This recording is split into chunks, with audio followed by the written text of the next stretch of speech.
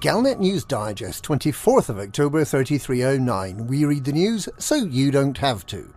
In this week's news, the number of survivors being rescued from the Titans is turning into a problem. There's concern that the curse of the Thetis might be about to reawaken. And there are calls to ban sales of the Alliance Chieftain after serious design flaws were identified.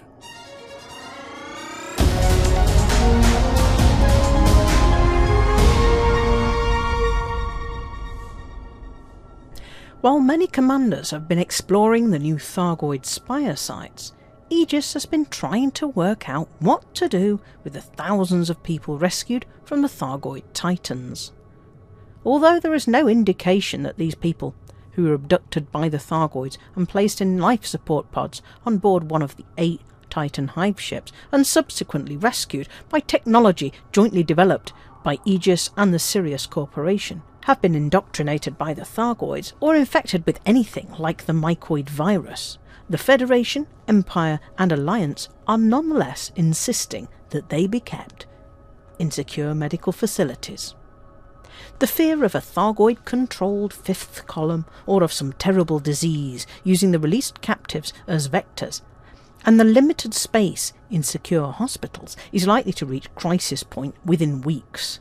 Either those who have been confirmed healthy must be allowed to resume their previous lives, and in some cases to return to their home systems if it's one of the systems that have been cleared of Thargoids, or the effort to rescue more captives must be halted.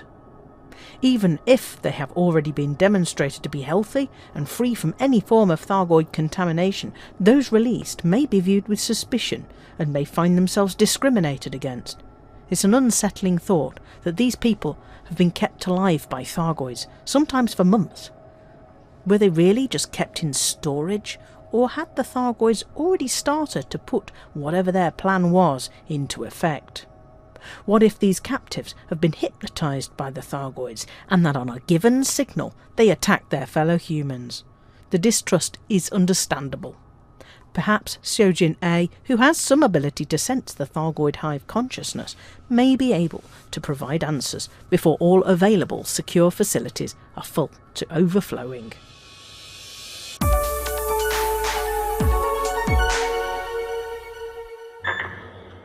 We have an emergency situation on board. Some kind of epidemic. It's driving people insane. I've managed to source it to a digital signal that keeps broadcasting within the comms array. It started on C deck, but now the entire population of decks C to F have been massacred. They just went crazy and started killing each other.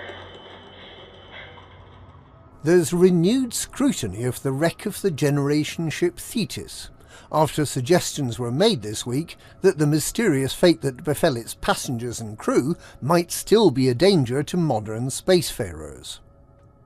The Thetis is one of the flotilla of ancient generation ships that set out from Earth and Mars to attempt to colonize the galaxies in the years before faster-than-light travel became a reality. The vastness of interstellar travel meant that the journey to a new planetary home would take far more than a single lifetime, so these ships were to be the home to generations of colonists as they made their way slowly through the vast emptiness of space. The ships had a huge wire shield to deflect any galactic debris that might otherwise have vaporized the ship's hull, and massive engines to slowly accelerate the gigantic ship until it reached the midpoint of its journey.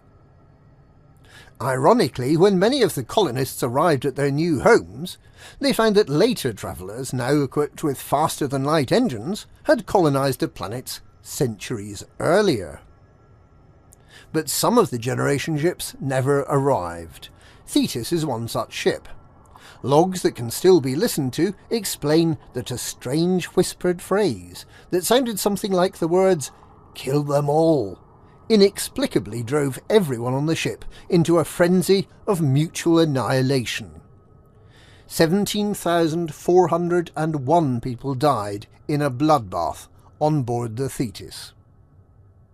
The source of the message that caused this mass hysteria is reported to be a planet some 15 light-years back towards Sol from the present position of the Thetis in the Nefertem system.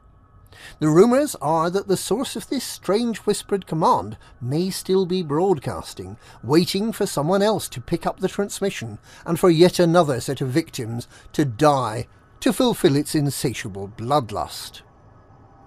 Commanders who choose to visit the hulk of the Thetis to listen to the logs are warned that while the first 4 logs are safe, they should under no circumstances listen to the 5th. Here is an excerpt from the 3rd log that explains the source and nature of the signal. This log is safe to listen to.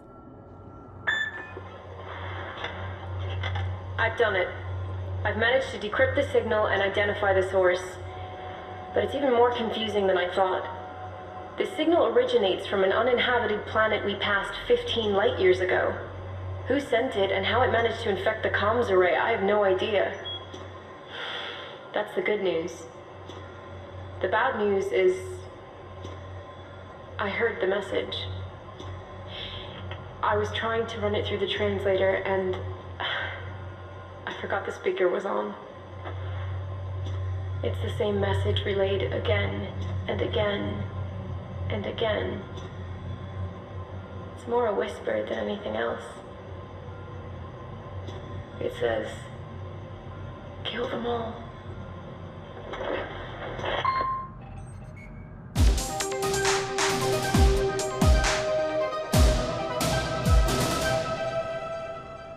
There have been calls to ban the use of the Lakon Alliance Chieftain, after research conducted by Commander Sovereign Winter of Cannon Research showed that the ship is a potential death trap. The stubby chieftain, which resembles a breezeblock holding 2 bricks with outstretched arms, is, despite the apparent presence of wings, remarkably unaerodynamic. In space, its form is irrelevant, and it performs well in roles such as an anti-xenofighter. However, as soon as it's flying in an atmosphere, everything changes. The wind tunnel models indicate that this piece of flying masonry has low lift and high drag.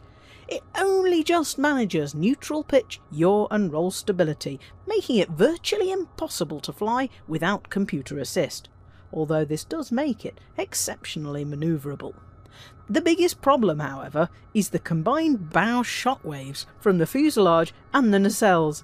The forward-facing thrusters on the nacelles present a flat face to the wind, and the stubby cockpit area isn't much better.